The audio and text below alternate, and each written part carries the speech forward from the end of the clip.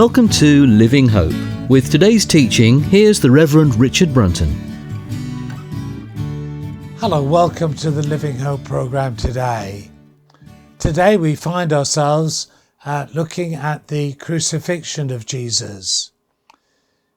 A few programs ago we spent some time thinking about Jesus coming into Jerusalem and the fact that some were worshipping, some were just confused, and even those worshipping had an agenda around what Jesus was coming to do, which was not his agenda. He didn't come as a political figure to bring muscle and raise up armies to throw out the Romans. He came to deal with something far more serious, to deal with sin. But we then looked at his entry into the temple and the zeal of Jesus that the temple should be used for the purpose for which it was made. And he was most disgusted at the way in which the temple was being used for commercial purposes and not for religious purposes, worship and prayerful purposes at all. Today, there are other events in the week that Jesus spends before going to the cross, but we are going to come to the cross and we are going to reflect on why Jesus died. One of the things about the crucifixion method was its horrific intimidation. It was public, it wouldn't be a private death. It was to do with humiliation. People were stripped and nailed to crosses, and before they went on the cross, they would be whipped, scourged, and Jesus, we believe, was scourged twice. And we also see the spitting and the jeering and the mocking of people saying, if you're the Son of God, why don't you come down from the cross, and so on. Well, all of that is just incredible that Jesus is the one suffering this. I don't give any justification to the Romans for causing anyone to suffer in this way. But some of the people who were crucified were criminals, they were thieves, they were killers, murderers, and that was the punishment of the day. As I say, I'm not agreeing with it, but Jesus had done nothing wrong. Jesus was just picked upon by a crowd manipulated by the chief priests who considered that he was an imposter and who wanted to get rid of him. And it's just amazing how many innocent people can be caught up with such horrific punishment. And today we know that there are still, in parts of our world, Christians suffering in terrible ways simply because they're Christians. Recently, 20 people were beheaded in the Congo. Again, we hear of stories of people being killed in Muslim, Islamic countries simply because they're Christians, not because there's any justifiable wrong, and sometimes often trumped up charges, which was also true of the crucifixion of Jesus. They had witnesses who told lies and who exaggerated things, but people today find themselves accused of blasphemy when they've done nothing of the sort. And even in some so-called civilized European countries, we see Christians being given punishments simply for seeking to share their faith. We know that we want to avoid unrest, but it does seem that in some countries, if there's any sense of a Christian stepping out of line, even perhaps wearing a cross, then there can be punishments, whereas people of other religions who wear their regalia and items concerned with their worship, they get away with it. They don't receive any punishment at all.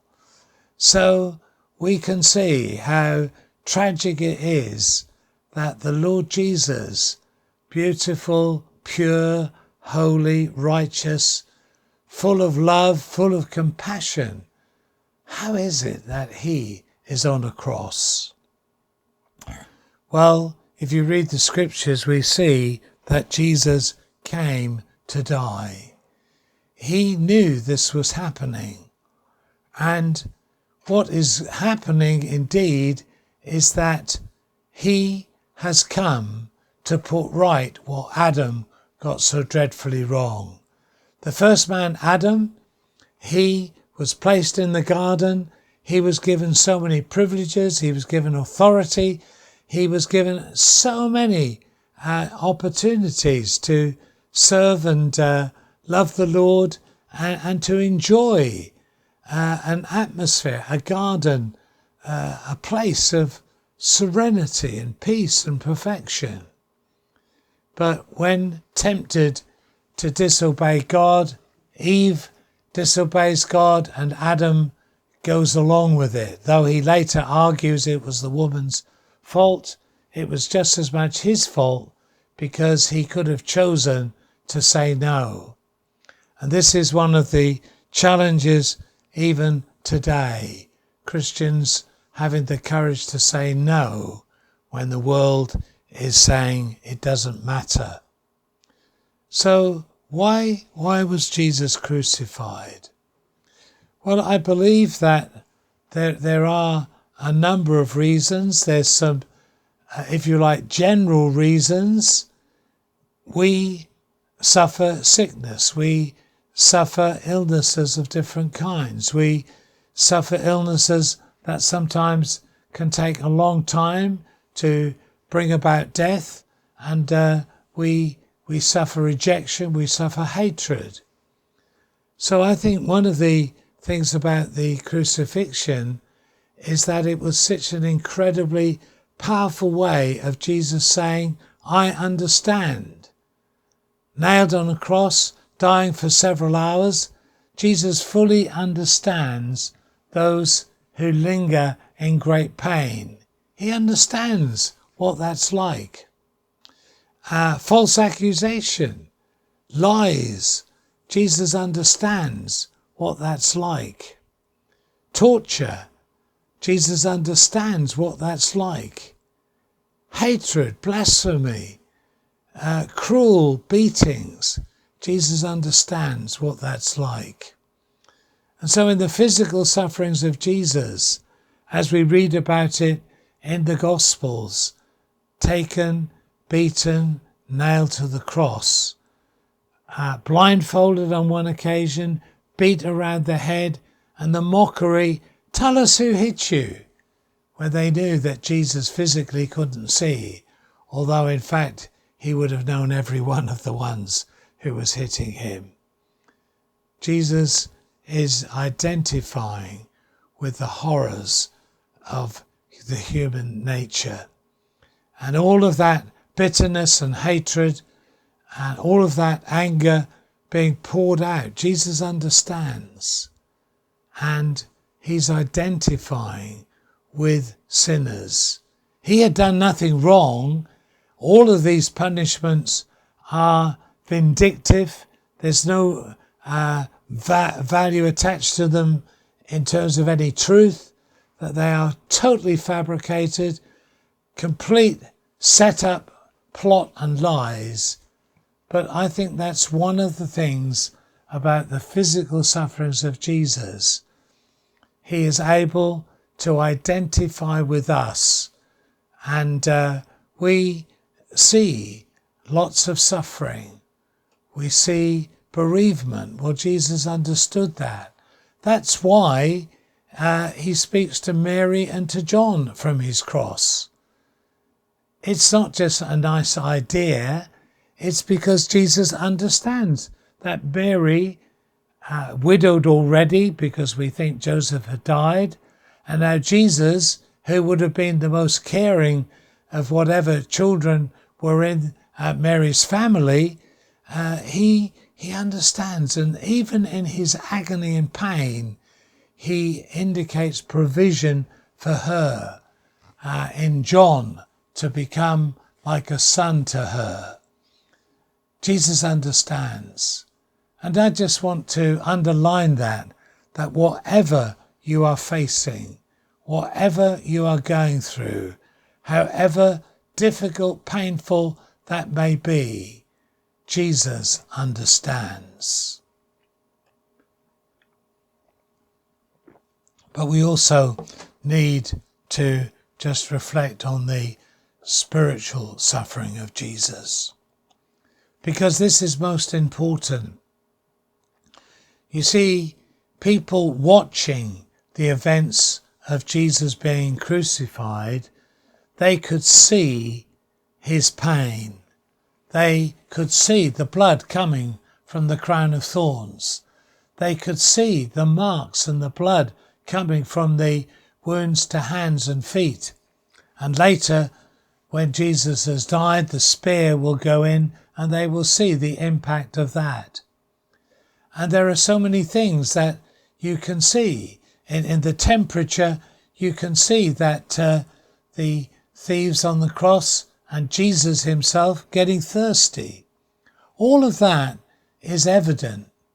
But the most important thing about the suffering of Jesus that is not so evident is that there will come that moment when the Father will turn away, because being placed upon Jesus is the sin of the world. That cry that the Gospels record, and you can look at the events at the end of Matthew and at the end of Mark and at the end of Luke and at the end of John. In the latter chapters, the crucifixion is described, and you will hear those words, my God, why have you forsaken me?" The human eye couldn't see. Why should Jesus cry out at this point? It would have been understandable if he cried out when they were whipping him. It would be most understandable if he cried out when his hands and feet were nailed to the cross. We'd expect a cry, but there's no record of a cry when Jesus is handling that. But there is a record of a cry, my God, why have you forsaken me?" And the sound of that cry would have been quite chilling to those who were listening, but they wouldn't have understood why was that cry coming out of his lips.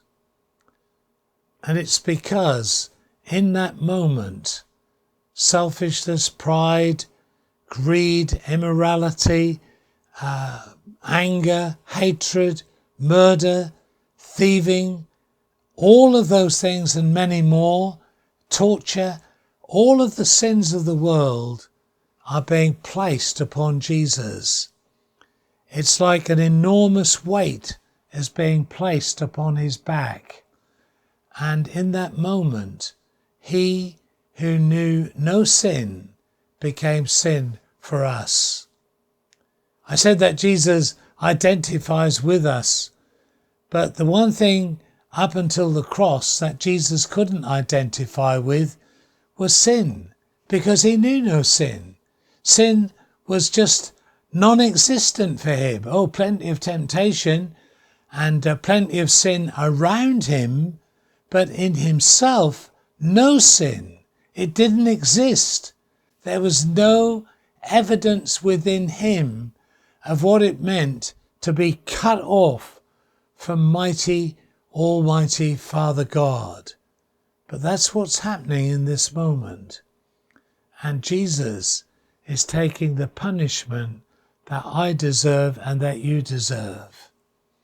There are amazing stories of people who have taken punishment for others, who've offered themselves instead of someone else being tortured or killed. Wonderful stories of sacrifice. But this is more than just sacrifice. Jesus is actually dealing with our sin. He is a substitute for us.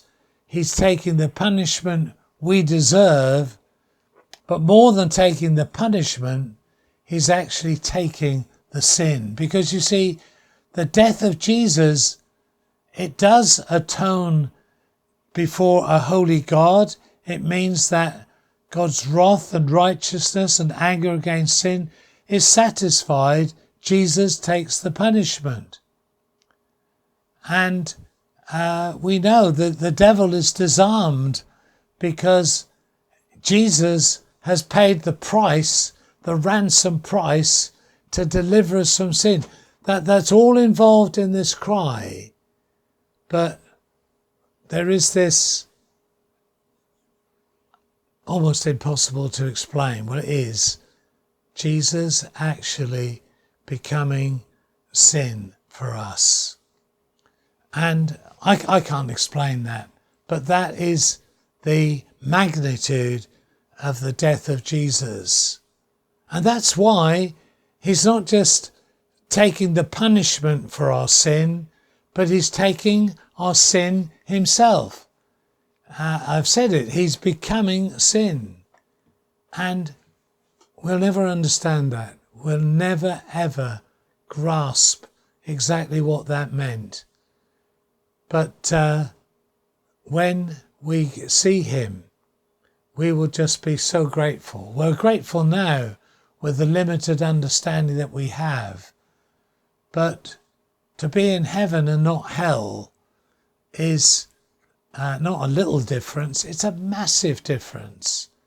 To use the analogy of the parable of the rich man and the poor man Lazarus, it's a gulf that's impossible to breach, to cover, to cross. Jesus taking everything that you've ever said and done that's sinful in the sight of a holy God. He's absorbing that, he's taking that. But that means that we can be free. When we confess our sin, he's faithful and just to forgive us our sin. He doesn't just tell us, you're now heading for heaven and not hell. That's fantastic. But he's actually saying, I have eradicated, because I have taken away the sins that you've done. I've borne them in my body on the tree. And grasping that, if you need a motivation not to sin, well, there can be plenty of motivations. We can see the mess that sin causes, the damage to others, the damage to ourselves, all of that. But the fact that we see that Jesus actually took our sin, because he took my sin, I don't want to sin. Because he absorbed in his body my sins and my uncleanness in all manner of expressions and ways, then that means that I don't want to be sinning anymore, because Jesus has dealt with it once and for all. I want to remind you of one of the stories of the cross. There are obviously several stories I've mentioned about Jesus' concern for Mary and for John, and there are other things going on at the time of the cross. But one very powerful story which Luke records for us is the story of the two thieves crucified alongside Jesus. It's interesting. I don't know how deliberate that was, but of course it was so powerful that Jesus is in the centre and there is one thief to one side and one to the other. And of course it paints the picture so powerfully that Jesus is able to be a bridge to bring us to God.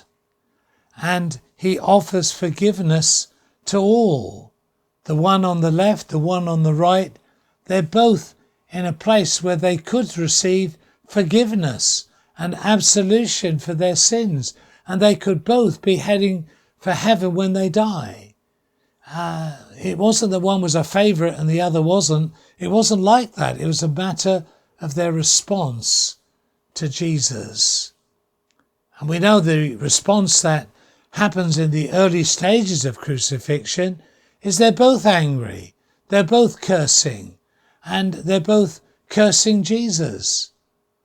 But as time goes by, and we said that the cross took time before Jesus eventually dies, as that journey, that time is taking place, one thief is so absorbed in his sin and so absorbed in hatred and anger and all of those things that he's oblivious really to Jesus. He's not paying much attention to Jesus at all.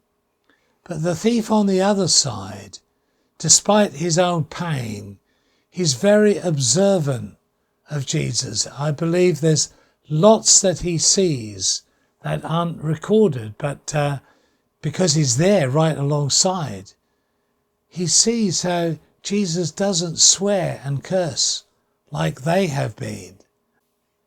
He sees that Jesus is not angry. He sees that Jesus has compassion in his heart. Maybe he hears the words between Jesus and Mary and John. We don't know.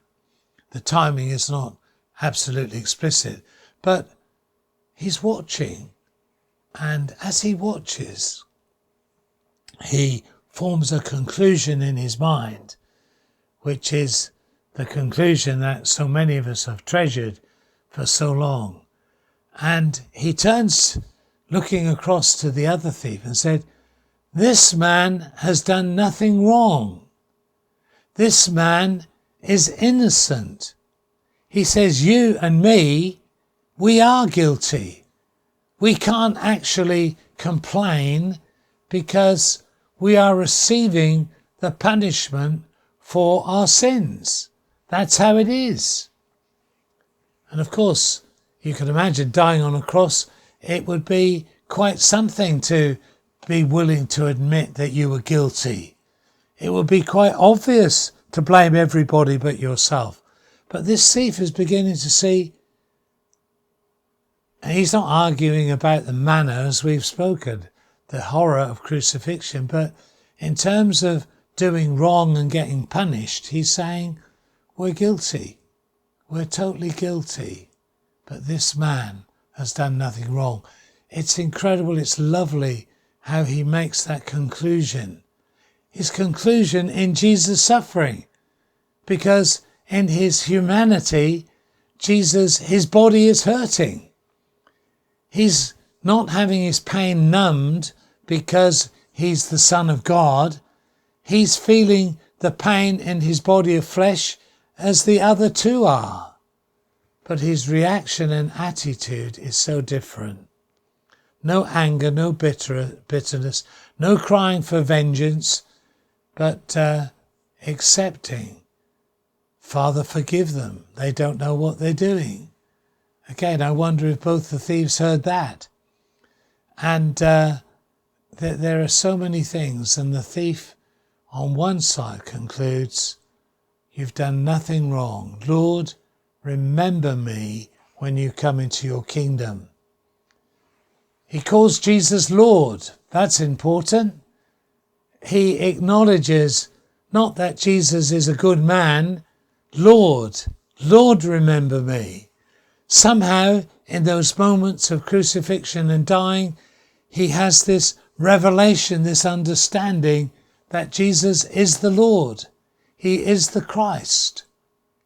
And he says, remember me when you come into your kingdom. So he knows that Jesus is being called the King of the Jews. I don't know where he is exactly in terms of position on his cross, but maybe he can still read Jesus, King of the Jews. I don't know.